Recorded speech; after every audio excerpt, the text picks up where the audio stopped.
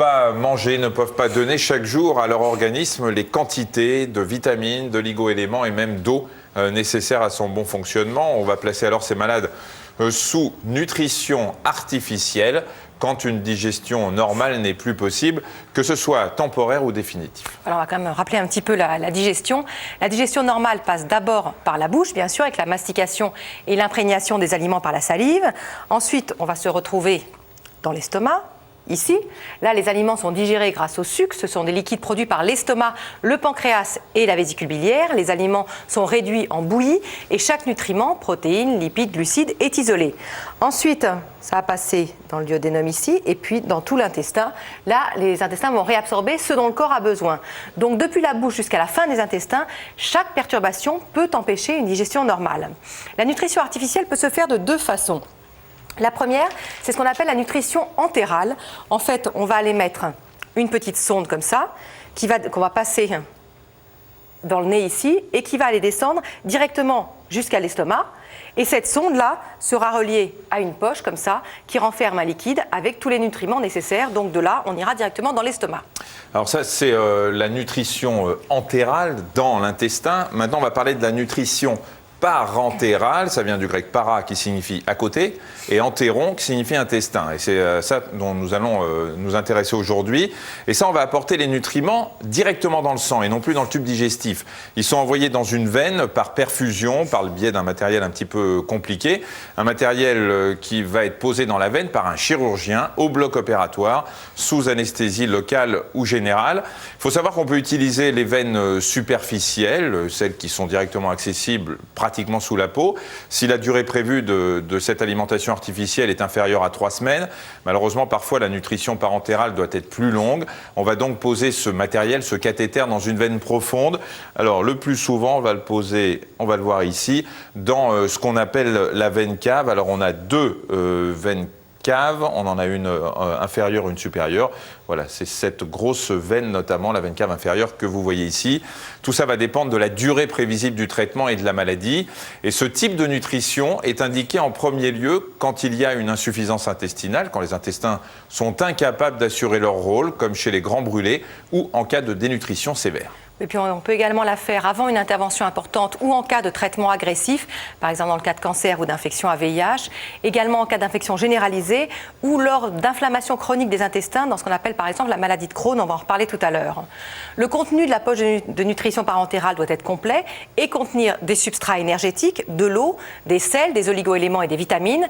Elle doit bien sûr être adaptée aux besoins nutritifs du malade. Explication Marina Bertsch, Olivier Leplan. Ce nouveau-né n'est nourri ni au biberon ni au sein, mais par une perfusion. Sa digestion ne se fait pas normalement, on l'alimente donc directement par les veines en nutrition parentérale. Chez les enfants comme chez les adultes, un cathéter est posé pour accéder à de grosses veines où le sang circule vite. On met dans ces veines un petit tuyau en plastique très souple qu'on va monter jusqu'à des très grosses veines qui sont les veines caves inférieures ou supérieures selon les cas. Et donc là, à cet endroit-là, le débit de sang est tel qu'on peut apporter des concentrations en nutriments suffisamment élevées pour que la veine le tolère et donc qu'on puisse apporter à peu près tout ce qu'il faut pour maintenir un état nutritionnel correct. Donc tout ça est bien sûr pas comme ce qu'on mange quotidiennement. On ne pourrait pas mettre du yaourt dans une veine, on est bien d'accord. Mais chimiquement, c'est exactement les mêmes produits que ce qu'on mange. Et le corps les utilise exactement de la même façon. Les poches sont fabriquées à la pharmacie de l'hôpital, dans cette pièce où seuls les techniciens en tenue stérile sont autorisés à rentrer. Chaque poche est calibrée au millilitre près pour apporter au patient les nutriments nécessaires à sa santé. On met du glucose, on met des acides aminés, les sels, comme par exemple le sodium.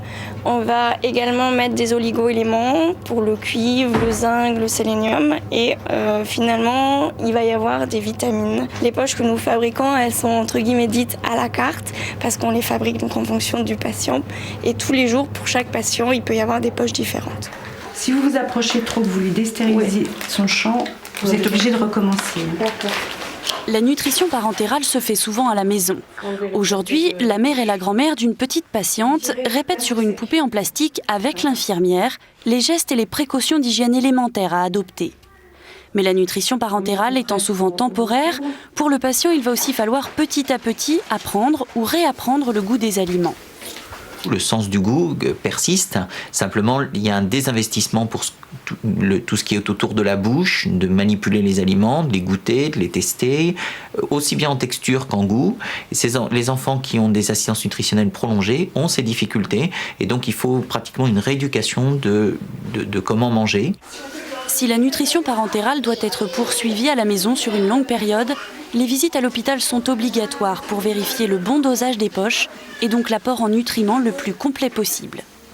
Alors attention quand même, la nutrition parentérale comporte un risque d'infection important provoqué par la présence pendant plusieurs semaines d'un cathéter dans la peau et dans une veine. C'est pour ça qu'on pose la nutrition parentérale au bloc en stricte asepsie. Oui, on va surveiller quotidiennement la survenue d'une infection nosocomiale. Vous savez, c'est une infection qui est contractée plus de 2 jours après l'admission à l'hôpital. En dessous, à moins de 48 heures, on estime qu'on avait l'infection avant d'entrer à l'hôpital. L'aiguille peut se boucher, comme la veine. On va essayer de prévenir tout ça avec des médicaments qui fluidifient le sang. D'autres complications existent quand le complément nutritionnel n'est pas adapté. Une surveillance très vigilante s'impose dès qu'une nutrition parentérale est posée. Alors cette nutrition est réalisable à l'hôpital, mais également à la maison.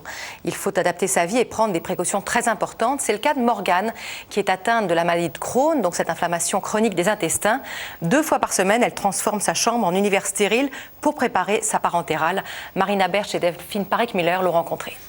Alors moi je suis sous parentérale depuis 1988. À l'époque j'avais 12 ans.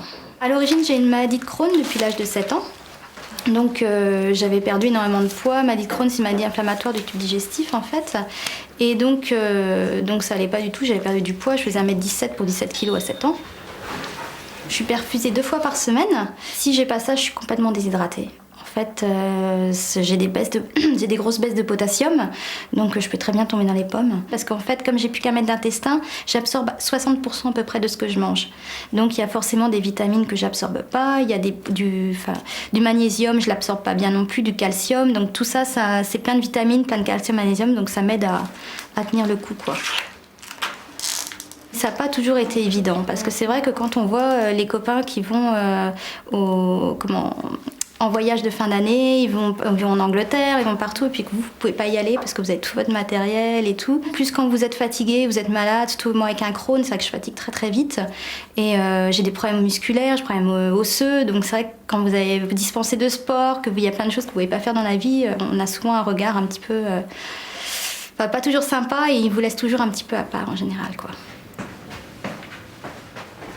Et vous, il y a des choses que vous n'avez pas le droit de manger ? Donc j'ai pas trop le droit au niveau des graisses et au niveau des fibres. Ça dépend, enfin je fais par rapport à ce que je supporte. Tu vois, par exemple, genre les cacahuètes, je sais que ça va me déshydrater, je vais pas supporter. Mais autrement, il y a certaines choses que je peux manger. Et voilà, je mange beaucoup de pâtes, du riz, des pommes de terre, voilà quoi. J'ai pas vraiment de contraintes, on va dire peut-être juste le soir quand je suis perfusée parce que je peux pas toujours sortir comme je voudrais. Mais bon, je vois quelquefois ça me dérangeait pas de sortir avec des amis, d'aller en boîte de nuit par exemple et de rentrer et je me perfusais en rentrant de boîte de nuit quoi. On verra si je serai toute ma vie en parentérale, j'espère pas, il faut juste que j'arrive à boire un maximum, à bien trouver mon équilibre pour bien m'hydrater. Et déjà j'ai de la chance d'être qu'à 2 jours par semaine parce que j'ai beaucoup d'amis qui sont 7 jours sur 7 et c'est vrai que pour eux c'est pas évident. Moi j'ai de la chance d'être qu'à 2 jours et j'espère diminuer à 1 et peut-être 0 plus tard. Mais bon pour l'instant on verra quoi. C'est une belle leçon, hein. Avoir un si joli sourire avec toutes ces épreuves, c'est quand même quelque chose d'extraordinaire. Alors sachez que Morgane a créé un site internet que vous pouvez visiter, vivrelaparentérale.free.fr. Il existe aussi une association qui aide les parents dont les enfants sont sous parentérale, La Vie par un fil, perso.wanadoo.fr/La Vie par un fil. Tout ça, c'est bien sûr sur le site de France 5. On change complètement de sujet, on retrouve Dominique Lanzalavi. Bonjour. Bonjour. Et aujourd'hui,